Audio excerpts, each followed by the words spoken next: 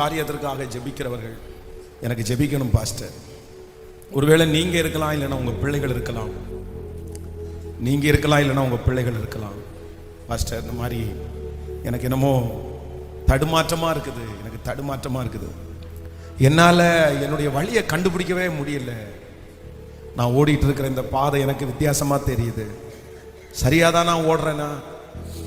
எனக்கு ஒன்று நல்லா அமைஞ்சா எனக்கு நல்லா இருக்கும். எனக்குன்னு ஒரு வேலை நல்லதா அமைஞ்சா நல்லா இருக்கும். எனக்குன்னு ஒரு நல்ல வாழ்க்கையை கர்த்தர் அமைச்சு கொடுத்தா நல்லா இருக்கும். ஹல்லேலூயா. So thank you Jesus. இது கர்த்தராலே ஆகும், இது ஆண்டவராலே ஆகும். வேதம் சொல்லுது ரொம்ப அழகா. இது மனுஷனுடைய சித்தத்தினால முடியாது.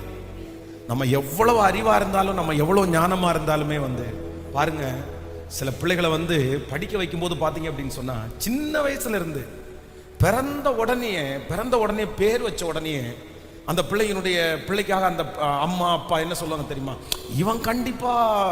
இவன் இன்ஜினியர் தான், இவன் கண்டிப்பா டாக்டர் தான். அப்பவே அவன் மேல இருக்கிற தரிசனத்தை ஆரம்பிச்சிருவாங்க. ஸ்கூல்ல படிக்க வைக்கும் போது பாத்தீங்கன்னா, கடனை ஏதாவது ஒண்ண வாங்கி அவங்களுடைய ஒரே டார்கெட் என்ன அப்படின்னு சொன்னா, அவன் ஏதாவது ஒண்ணா வரணும் அப்படின்னு சொல்லிட்டு அந்த மாதிரி தான் படிக்க வைப்பாங்க. எல்லாம் முடிச்சு காலேஜ் முடிச்சுட்டு திடீர்னு பார்த்தா அவனுடைய வாழ்க்கை அப்படியே சேஞ்ச் ஆயிரும் பாருங்க.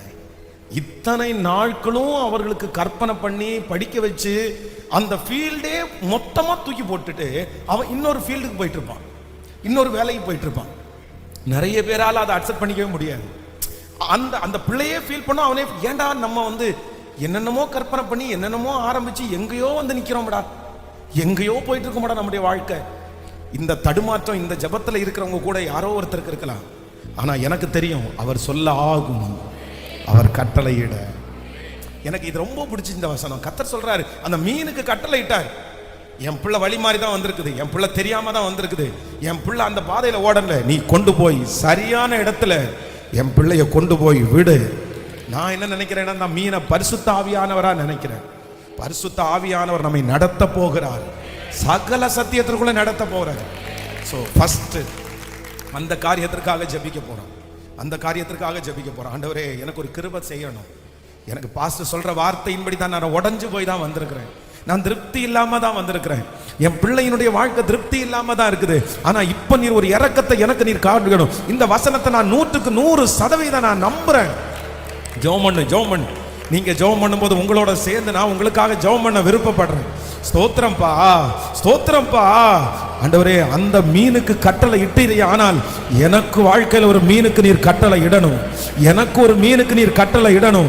ஆண்டவரே, இது எப்படி வரும்னு தெரியாது, இது எங்க கொண்டு போய் விடும் எனக்கு தெரியாது.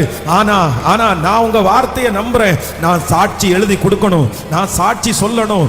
ஆண்டவரே, உங்க வருகை தாமதிக்கா 10 வருஷத்துல 15 வருஷத்துல 5 வருஷத்துல என் பாதையை கண்டுபிடிச்சிட்டேன். கர்த்தர் என் பாதையில என்ன கொண்டு போய் நிக்க வச்சாரு. இப்பொழுது திருப்தியா ஓடுறேன்னு எங்க பிள்ளைகள் சாட்சி சொல்லுகிற ஒரு அற்புதம் நடப்பதாகப்பா.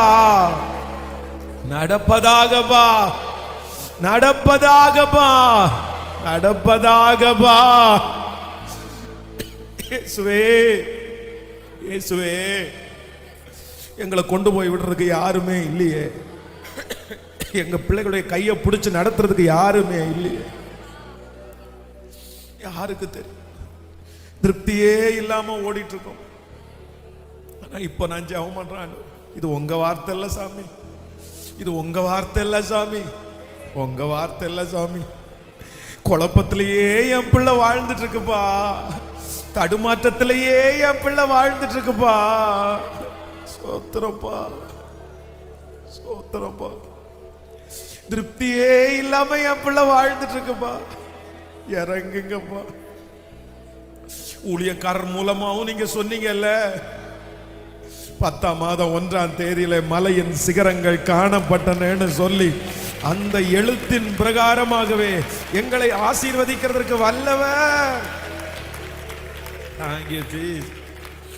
இதோ முன்னாடி நிக்கிற பிள்ளைங்க, ஆன்லைன்ல இந்த ஜபத்துல இருக்கிற பிள்ளைங்க, கெஞ்சுறேன். இந்த 2வது இந்த காரியத்திற்காக நான் கெஞ்சுறேன்ப்பா. சோத்திரம். நீ நடாதது, நீ பிரயாசப்படாதது, ஒரே ராத்திரியில முளைக்கிறது ஒரு ஆமணக்கு செடி, ஒரு ஆமணக்கு செடி, ஒரு ஆமணக்கு செடி. இப்போ இப்போ இப்போ ராஜா ராஜா, அந்த ஆமணக்கு செடி என் பிள்ளைக்கு முளைக்கணும், என் பிள்ளைகளுக்கு முளைக்கணும். அந்த ஆமணக்கு செடி முளைப்பதாக. இயேசுவே, ஹல்லேலூயா. நாங்க எல்லாருமே சாட்சி சொல்லணும், ரொம்ப பெரிய சாட்சி சொல்லணும். கிருபை கிருபை கிருபை. இது என்னுடைய பலத்தினால் உண்டானது அல்ல, முழுக்க முழுக்க என் கர்த்தருடைய கிருபை அல்லாமல் வேற அல்ல. Thank you Jesus. அந்த பிரச்சனையை பார்த்து கட்டளை இடுங்கப்பா, அந்த சூழ்நிலையை பார்த்து கட்டளை இடுங்கப்பா, கட்டளை இடுங்க, கட்டளை இடுங்க. அதை பார்த்து இனி இழுக்க கூடாது. என் பிள்ளை அந்த கடல் மேல நிக்கணும், அந்த பிரச்சனையின் மேல நிக்கணும், அந்த சூழ்நிலை மேல நிக்கணும். Rabada Rabada. ஹalleluya ஹalleluya. இப்போ இப்போ கடந்து போகிற அந்த பிரச்சனையின் மேல என் பிள்ளை கால் ஊன்றி நிக்கணும். இப்போ அந்த கால்களை பலப்படுத்தணும். Thank you Jesus. Thank you Jesus. Thank you. மற்ற எல்லா நாட்களையும் நீங்க பொறுப்படுத்திக் கொள்ளுங்க. நாள் தாண்ட தாண்ட அபிஷேகம் அதிகமாயிட்டே இருக்கட்டும், பிரசன்னம் அதிகமாயிட்டே இருக்கட்டும். இந்த 100 நாட்களும் நாங்க விட்டுற கூடாது ஆண்டவரே, தடைகள் வரக்கூடாதுப்பா.